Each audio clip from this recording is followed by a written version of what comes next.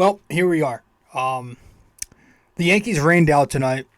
It is September 11th, 2023, as I speak. And before we get into the show, of course, I hope everybody today, maybe it's yesterday as you're listening to this or watching, took the time today and appreciated what they have right now and just reminisced, of course, on the events and all, just thought of all the heroes that took place in 2001 on this day. I live in Jersey, for those who listen and don't know me. And I always around this time of year, I always like to just look. It's like a sick thing, but I always like to watch documentaries about the towers and all of that, and I get really down the rabbit hole and listen to all these new stories. And you hear new stories every year, you really do. It's fascinating, but it just heroic stories. Of course, if you haven't checked out, there's so many good ones, but two that have just been in my head forever.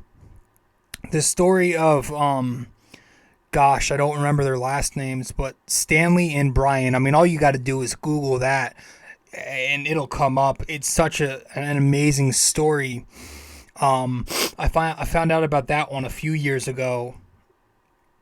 Just wow. Just really check that out, please, if you have time. Those two amazing human beings have just an incredible story. Brian and Stanley, 9/11. I'm sure you Google that. And then there's another one. I actually just found out about this story today. This kid who was a lacrosse player, wanted to become a firefighter, and on 9/11 he took it upon himself to do that anyway and be a hero that day. And I forget the kid's name. I just heard this story today. I want to say his last name was, you know what? I don't want to be disrespectful and butcher it, because this kid is a hero and he passed away saving lives that day. And I'll let you know the kid's name right now. It's a heroic story about the man in the red bandana, and the kid's name is Wells Crowther. I hope I pronounced that correctly. Wells Crowther. It's a great story.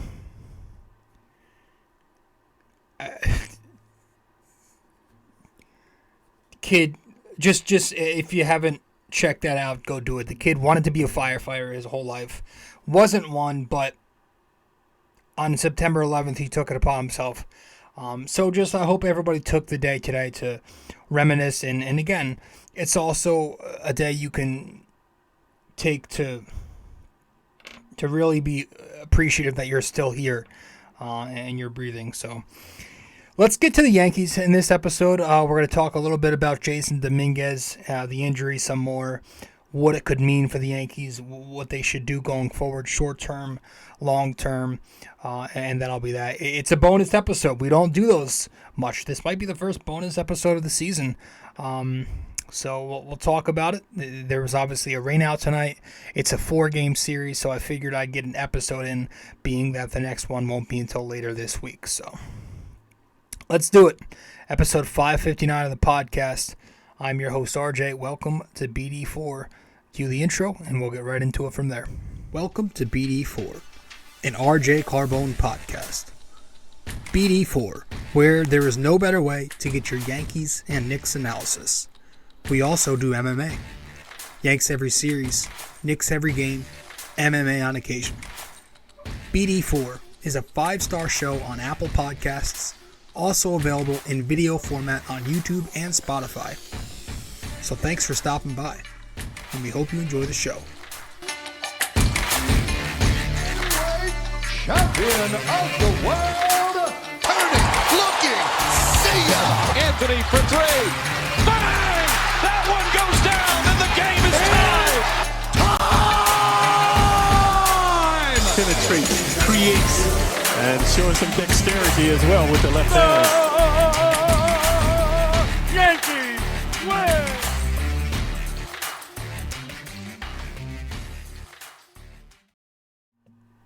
All right, welcome to the episode. Welcome to the podcast, episode 559 of BD4 here.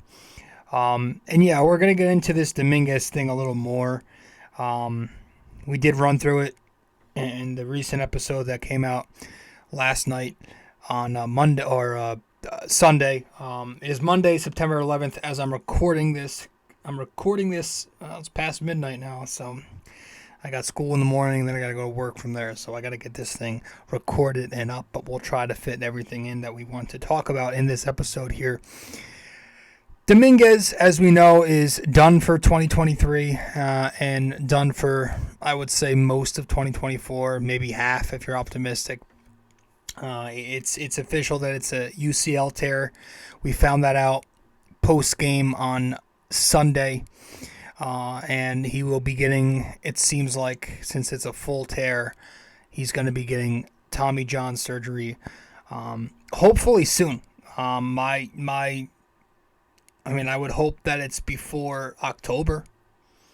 I'm hoping it's as soon as now. Like, we want him to be back as soon as he can. They're saying, I've heard as low as 6 months, but I think that's optimistic. I've also heard as high as 10 months. And it's we didn't cover this in the last show because that was just, my thoughts were all over the place, but I don't know when this exactly happened. Dominguez said that he felt it, I think, in the Houston series, and he mentioned, I hope that he didn't mention it to them soon, because if he did mention it to them soon and then they ended up playing him anyway, that's just another terrible look on the Yankees in a year where they look terrible handling injuries, as they do every year. But looking back, it kind of makes sense, because I do recall a very weak one-hop throw from him where I was like, I thought he had a strong arm. I think it might have been in the Detroit series. I'm not sure. But I do remember a one-hopper that bounced before it got to home plate from center field. But yeah, it sucks. There's no way to spin this. I slept on it. I still feel just as terrible as I did when I heard the news. This situation sucks. It's like, why can't we ever have fun? Why can't we ever have good things happen? It's always the best players going down, and it's never a small injury. It's never a moderate injury. It's always the worst significant injury possible every single year happening to these guys. Why can't we ever have good things? The New York sports in general just has been getting shit on. It always happens. Guys that we are so excited about cannot stay on the baseball field or wherever the the field, whatever sport you're watching, the court, good things just never happen. Giants got blown out 40-0 last night, by the way. Look at, I don't know if you're a Jets fan listening to this, look at what happened tonight. Opening night, Jets fans are all excited. Look what happened with Aaron Rodgers. They pulled off an exciting victory in OT, but look at what happened with Aaron Rodgers. It seems like Aaron Rodgers tore his Achilles, and that's a season-ending injury. They're excited. They just got the guy. Things were looking amazing, and that happens tonight. It's unbelievable with New York sports. Something bad always happens. The Randall injury last year for Knicks fans, that screwed up a lot of things. God, why are we not allowed to have a single ounce of hope? Anything semi-positive? Nope, not going to happen. It's so demoralizing. It takes so much energy away from me. It makes me not want to be a fan of the team. It's so pathetic. This shit happens all the time. In the past, multiple times. This year, multiple times. The Yankees peak their season in LA this year. They go over 500 by a season high 10 or 12 games or something like that earlier in, June or late May, I think it was, late May. They look great. Then Judge goes down. He's done. It all goes to hell. The Yankees get knocked out of the race in August. They finally punt. Okay, we have a new thing to look forward to when they call up the kids. The Martian is here, and boom. Now Dominguez goes down, and we're stuck here in September, out of the playoffs, and without the only storyline to get excited for now, we're here. Dominguez is down for a long time now, too. And when he comes back, if he comes back next year, he will not be 100%, probably until 2025. Again, all depending on which month he returns in, if he does.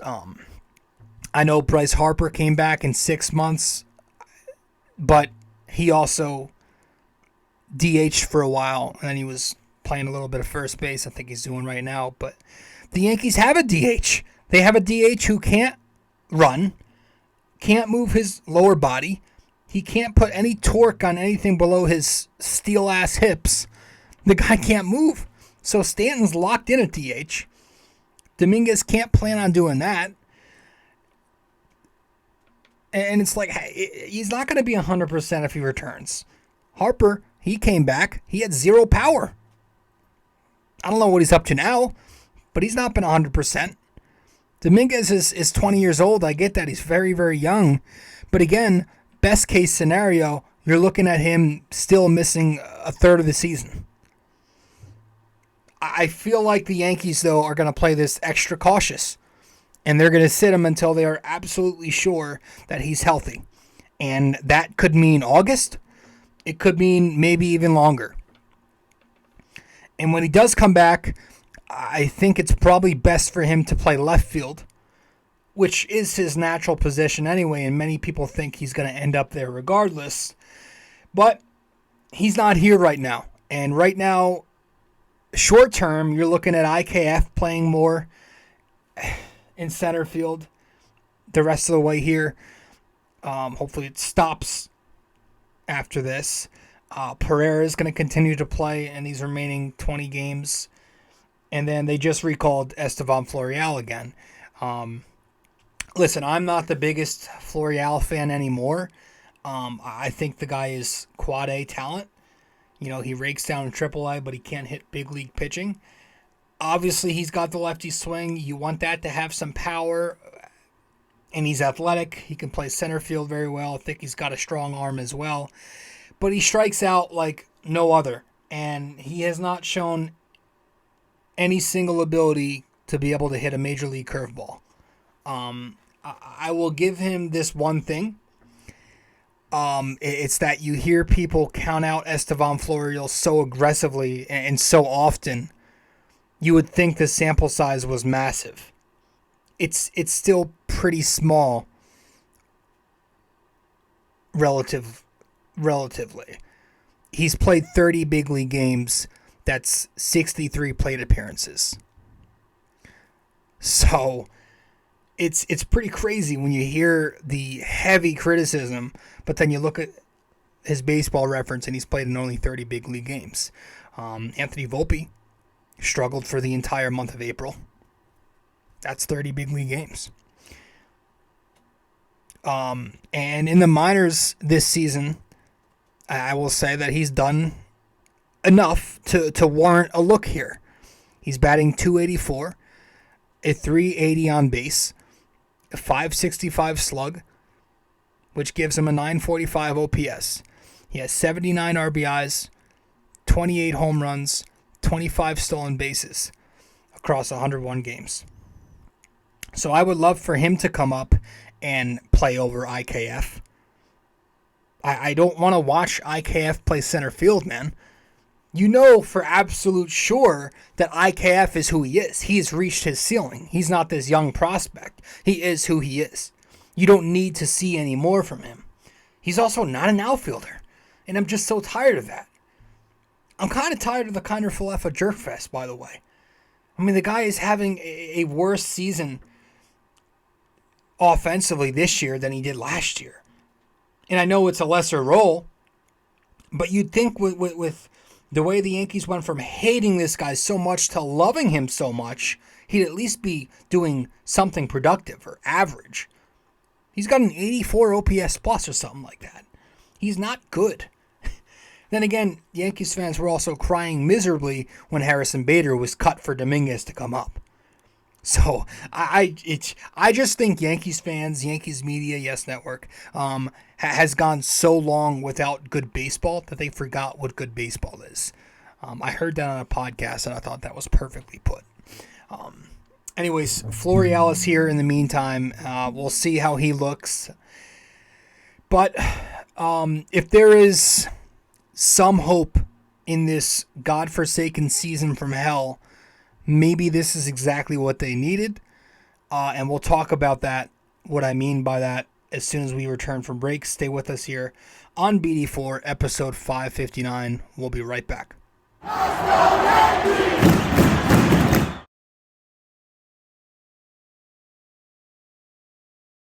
We appreciate you sticking around and listening so far. When you have a chance, be sure to open YouTube to subscribe, like, and comment. And if you're already watching on YouTube, be sure to head over to Apple Podcasts and give us a 5-star review. We appreciate your feedback and are always looking to improve. Now, with that all said, let's get you back to the show. There we go. That worked. So maybe if there is hope in this godforsaken season, because maybe this is what that the Yankees needed to happen. I think missing the playoffs, obviously it sucks, but I think it's a good thing. I'm actually in a good spot being that the Yankees missed the playoffs. I think that's a positive. It needed to happen to eventually wake Steinbrenner up.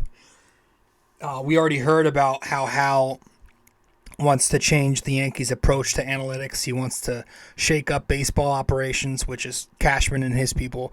And he wants to also bring in outside companies like I know Houston and Baltimore did. They brought in guys like consultants from McKinsey, which is like a management strategy company or corporation that helped them with their analytics. So Hal wants to do something like that and change up the philosophy, which is what we've been preaching. We've been begging for them to do something like that. Maybe losing Dominguez also kind of strikes something in Hal where he tells himself, hey, maybe I might have to spend a little more than I want. I heard on a recent podcast, I listen to a lot if you haven't been able to tell by now, somebody was discussing how they were watching the K show, and LaGreca said how the Yankees have, I don't know if influenced is the right word, but they hear Yankees fans on Twitter, and they hear podcasts, and they know about content creators, and they're hearing us. And we know that about Hal's comments earlier in the year when he said he was confused, and that came ironic because before that he said he doesn't listen to podcasts and doesn't follow Yankee social media. But they have to go out and really spend. I mean, if they want to be a World Series team with Cole and Judge on this team, they've got to nut up, and they can't have budgets. They can't at this point. You can't have a budget. So I think the injury to Dominguez, again, I'll say it as I did last episode, it only makes grabbing a guy like Cody Bellinger the must of all musts, right? I mean, you have to. Bellinger is probably getting $200 million now at least, because he's having an incredible season, and Boris is going to try to squeeze the Yankees because of supply and demand now. He knows they need one even more than they ever did, and so he's going to get every last penny from Hal if Hal makes a deal. Bellinger makes perfect sense, though, and it's something that you might have to bite the bullet on and overpay a little bit. It just makes sense. He was supposed to be a Yankee forever now. He's one of those guys who was kind of, in a Harper-esque way, supposed to be here. It's bound to happen at some point. I think this might be the time to do it. You got the family ties, but, the lefty swing just might work perfectly here. He's an excellent center fielder. He's an excellent left fielder. He plays very, very good first base defense as well. He's only 28 years old, Doesn't turn 29 until June or July next year. And he's having a hell of a year. Batting .318, a .912 OPS, 25 home runs, and 20 stolen bases. That's entering tonight. And I don't need that from him next year. I wouldn't mind signing him for $200 million and getting 260, 30-plus home runs at all. That's great value with the defense that he brings. So I want Cody Bellinger. I think Cody Bellinger is more than a must now. I've also heard, I'm still hearing somebody we talk about every year, at least a couple times a year, and I understand that it gets tiring talking about this because it's probably unrealistic, but I never get over it because I'm so intrigued with this guy, Juan Soto. I love him. You know I love him. Does he have flaws? Of course, every baseball player does. But it's been reported that there's a good chance San Diego tries to deal Juan Soto this winter with, how their season has gone and the direction they're trying to maybe pivot to. Juan Soto is also on an expiring contract that ends after 2024. So with 1 year left, he's batting .257 this year, .879 OPS, 28 home runs, 86 RBIs, 119 walks. That's what he does. He gets on base like crazy. And he's a player with immense talent. He's got tremendous power from the left side of the plate, mind you. He's got impeccable plate discipline. The walks, he doesn't really strike out a ton. He can hit both the fastball and the breaking ball. And he's young. He's only 24 years old. I think he's 25 next month. But he's only 24 years old right now. I mean, that's really, really good. Yeah, again, he's got some flaws. He's not great defensively. Doesn't have range. The speed isn't incredible. But he does have a very, very strong arm in left field. All I need Juan Soto to do is play mediocre defense and rake the shit out of the ball. He's probably set to make $400 million after next year. But as far as trade assets go, he'll probably cost a little bit less than normal because he's on that expiring deal. The question is, can the Yankees afford that? Could the Yankees get a deal done for Juan Soto that excludes Jason Dominguez and Anthony Volpe? Is that possible? Is it possible to build something around Spencer Jones? Maybe Jones, Drew Thorpe, Everson Pereira, and then maybe one more like an Oswald Peraza, or if I have to, an Austin Wells. Maybe a Hampton, who's now their number 2 prospect. He's a right-handed pitcher. One of those guys. So that's going to be like a package of 4 prospects, Jones being the centerpiece. Maybe. I don't know. It's hard because rentals do cost less. That's historically correct. So I would do anything to go and get him in a trade. I'm not waiting until he hits the open market. If they don't get Juan Soto, you go and get Bellinger. I just don't think Juan Soto is realistic with the Yankees and their bullshit budget. And then there's this kid who I've been meaning to bring him up here on the show for the longest time ever now, it feels like. He's a kid who plays in Korea, and I apologize because I believe I've made the mistake of calling him a Japanese prospect before. Jung-Ho Lee. This is a Korean baseball player. If you go and look at his numbers, you'll find very little strikeouts, little power, very little power, a high batting average, and a lot of doubles and triples in there, some stolen bases in there too. So he's like a finesse type of player. He's a lefty bat. He's a speedy outfielder who plays center field, left field, and right field, all a very good amount, mainly center field. But he's an extremely great contact hitter who puts the ball in play, and he can run. Now, again, he's not playing in Japan, but he's playing in Korea. And that league is much less than the NPB. So those guys, unlike in America and in Japan, those guys aren't throwing 100 miles an hour. They're probably throwing 6 or 7 miles an hour less than that. So that's a big reason as to why he's making such great contact and hitting the ball like crazy over there.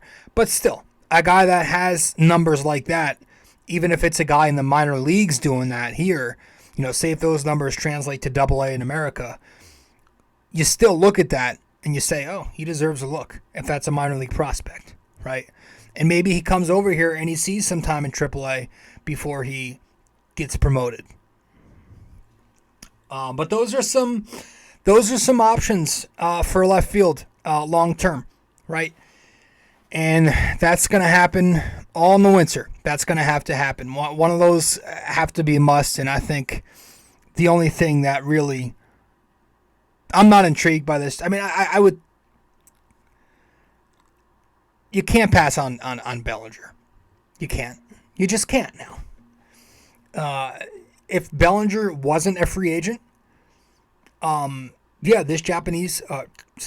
this Korean kid, I would be satisfied by signing him. I would be intrigued. But Bellinger is a free agent. So anything less than that is going to disappoint me. And again, Soto would be great. I don't see that happening. So I think you need to grab Bellinger. And then you go to the rotation. You got to figure that out too. Because honestly, that's in just as much need as this lineup is. Which is crazy because we thought this rotation was going to be the strength of the Yankees. And one of baseball's best. But, I want to talk about Blake Snell after this boring Fenway series this week. We'll save him for episode 560. But I want to go over a little bit more on Yamamoto. Briefly talk about him again because I'm trying to talk this into existence here. But we know that the Yankees sent Cashman, they sent Hal, and Omar Minaya to go and watch Yoshi Yamamoto. And when they were there, he threw a no-hitter. And so it's not a coincidence that a couple of days later, we now hear that the Yankees are very in on this kid. They're very much interested, and they're so interested that they plan to offer him Tanaka money. Actually, the report by Talking Yanks said they plan on offering him beyond Tanaka money. That was the report. Tanaka made $155 million over 7 years. So I'm saying Yamamoto's probably looking at $180 to $200 million across 7, maybe 8 years. That's my guess off the top of my head. Would I be shocked if he got the magic number? No. I'm not, because this is the market we're in, folks. Inflation. You got to pay to play. Everybody seems to be getting 200 nowadays. I wouldn't be shocked. And this guy is also touted as the best pitcher to ever come out of Japan. I obviously, myself, I've watched very little of him, other than a few highlight clips on Twitter and, the few innings that he tossed in the WBC in March. I've seen all that. That's it. So I don't really have the eye test to back me much, but the numbers certainly say he could be legitimate. If you go and look at his baseball reference, 1-something ERA every year. He's had a long career there already. He's only 25 too. He's going for his 3rd MVP. He's already got 2 of those, 2 Triple Crowns. And his stuff is fantastic. Again, the fastball sits in the mid-90s, but he's got a great splitter, which they all got a great splitter over there. He's got a nice changeup. I think he cuts that fastball, and he's also got an excellent curveball to go with it. So, by God, that's like a really good 4 or 5 pitch pitcher. I love Japanese players. I think they always make solid major league players 90% of the time. At worst, they're solid. The Yankees have had mostly success with Japanese players, right? Recently, they've had success with Tanaka. I think Kuroda was the guy they had before him. He was very consistent for them. Going way, way back, Chin-Mei Wong was a back-to-back 19-game winner. We've had some flops. We've had the Keigawas of the world. We've had, who was the guy in 98? Was it Arabu? But for the most part, I feel like the Yankees and baseball, the MLB, do very well with Japanese players. And I just feel like it would make Hal money. If Hal loves making his money, he's got to know this is something marketable. The Japanese market is huge. The amount of money this guy would bring in internationally, it'd be incredible. Guy's a superstar over there. So if he comes here and he's good in New York City, it seems like he's going to the East Coast, because a lot of the teams you're hearing Boston, you're hearing about the Mets. Boston, I know they like their Japanese pitchers too, so you got to keep an eye on them. But I don't know about the Mets. Cohen could easily throw him a bag and he could take it. But I've also heard a thing with Japanese players. I don't know how true this is. I've heard it on a couple of podcasts now, though, that there's this pride thing with them where they don't like going to teams that already have a Japanese alpha. Like they like to be the guy. And the Mets, obviously, they've already got Kodai Senga in their rotation, who's having a great rookie season with them. So I don't know, maybe they're out of the picture, but yeah, that's pretty much it. Just talking a little Jason Dominguez, a little of what the Yankees need to do in their rotation, the lineup, and so yeah, in this offseason, I think, yeah, the only way you can make yourselves competitive for 2024 is if you spend. And if you stop worrying about resetting the tax. I'm sorry. You got to spend on a pitcher. You got to spend on a left fielder. And they got to be big names. Yamamoto, Bellinger, if you got to sign both, guess what? Go be the Yankees and sign both. Do I see that happening? Unfortunately not. And because of that, I don't know that they can be legitimate contenders in 2024. Because Hal Steinbrenner has this make-believe budget. For some reason, he forgets that the Yankees are this $7 billion corporation. But yes, that'll be it. Let's wrap this up when we return with our question of the day. Stay with us. We'll be right back. You can also find us on social media. If you'd like, you can follow BD4 on Facebook, and we're at BD4Pod on both Instagram and Twitter. We appreciate you helping us grow more and more every day. Let's get back to it.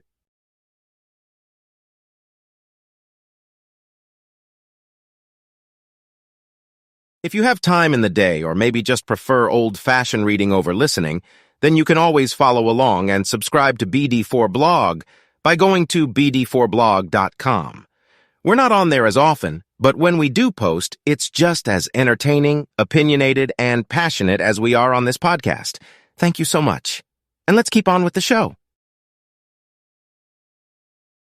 Studio 69 Productions is a podcast production agency created by Leo Rodriguez to allow content creators to market their podcast. It's an online platform that will market your podcast or any other project that you're working on. Get in touch with Leo Rodriguez from Studio 69 Productions. You can find Studio 69 Productions on Instagram at Studio69NJ. Studio 69 Productions, where dreams are heard and born.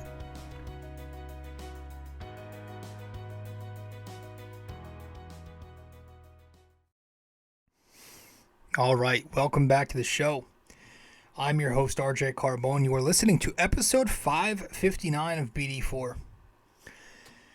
We forgot to make up the graphic for the trivia question tonight, so I'm just going to read it right here. So for episode 559, our NYY-NYK-MMA trivia question of the day is: which Yankees player is the only player to hit a grand slam in Game 7 of a World Series? All right.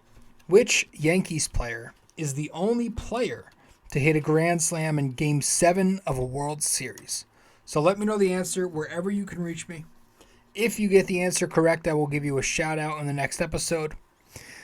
So one final time, which Yankees player was the only player to hit a grand slam in a Game 7 of the World Series?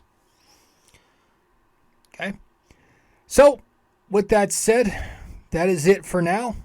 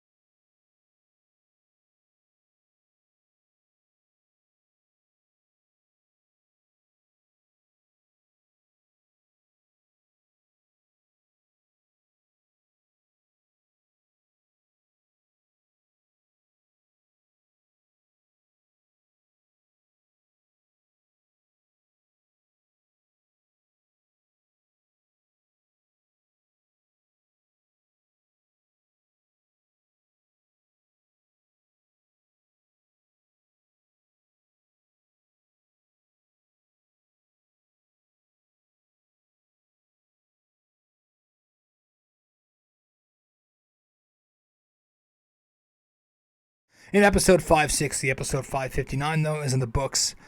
BD4. No better way to get your Yankees and Knicks analysis. Thanks for tuning into the podcast. I'll see you later. This episode was brought to you by Anchor. Hey there! If you stayed the entire way through, we thank you immensely for it. We hope you enjoyed this podcast and that you come back for the next episode real soon.